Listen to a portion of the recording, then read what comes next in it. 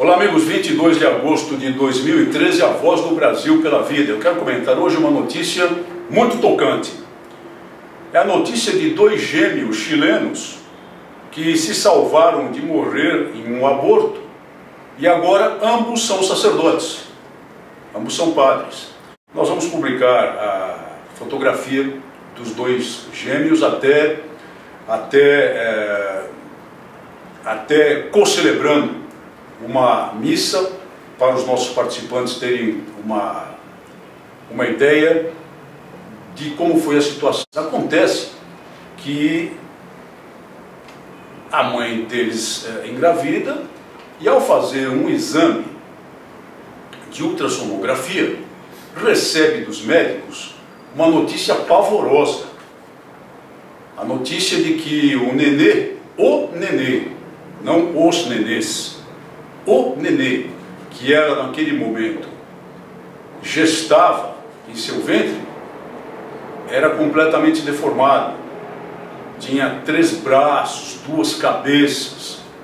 Era um ser, vamos usar essa expressão, nas palavras dos médicos de então, monstruoso, e que, portanto, se recomendava um aborto para evitar que viesse ao mundo aquilo que na cabeça dos médicos era uma aleijão, era uma deformidade.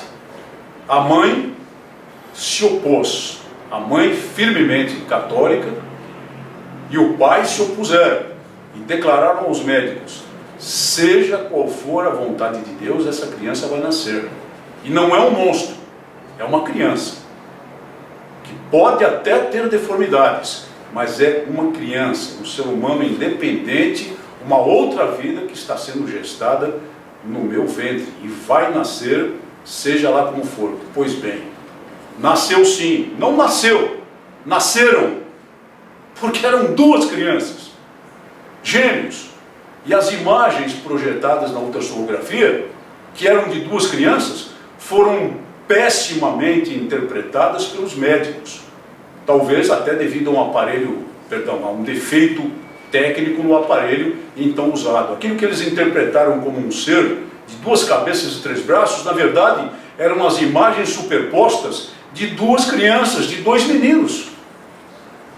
Então a decisão dessa mãe, a decisão católica, a decisão cristã dessa mãe, salvou os seus filhos e deu ao mundo uma lição que deveria circular, que deveria ser lida e observada, analisada por todas as pessoas, por mais descrentes que sejam do mundo inteirinho, a verificar a sacralidade da vida humana, a inviolabilidade da vida humana.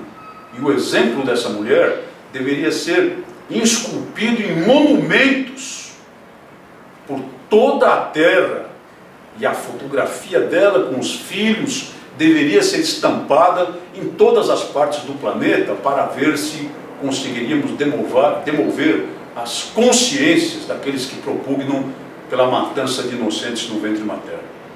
É um fato absolutamente maravilhoso, esse que nos inspira tanto nesse momento. E eu me lembro, gostaria de mencionar, um momento da minha experiência profissional quando eu era ainda capitão da Polícia Militar e chefiava o Centro de Operações de Trânsito aqui na capital. Trabalhava comigo um determinado policial militar, um humilde cabo de Polícia Militar, cuja esposa estava com problemas de gestação. Ele teve até um tempo para dar uma atenção especial à esposa então, e ao terminar esse período de afastamento, ele volta e me narra o que estava acontecendo.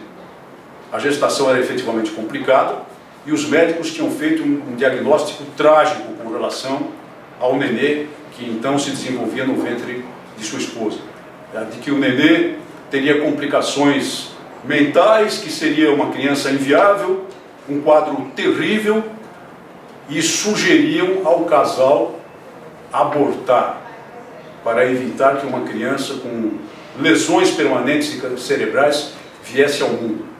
Disse-me ele: senhor capitão, eu e minha esposa conversamos e nós dissemos ao médico: seja o que Deus quiser, nosso filho vai nascer e nós vamos cuidar dele como ele vier. Pois bem, meus amigos, o filho nasceu, e nasceu perfeitinho, perfeitinho, sob todos os aspectos, o físico e o mental.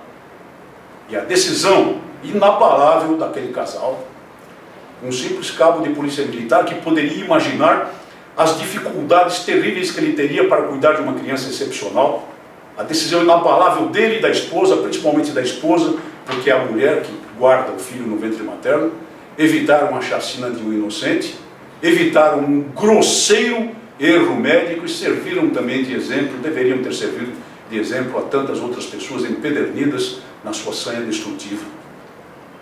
Esse caso se aproxima do caso dos gêmeos chilenos, que ainda por uma inspiração superior, hoje são sacerdotes e exercem o sacerdócio, acredito eu, com uma inspiração e com uma vocação que já estava imbricada e talvez tenha sido fortalecida por sua decisão materna, pela decisão materna de salvá-los e de mantê-los até que eles viessem à luz.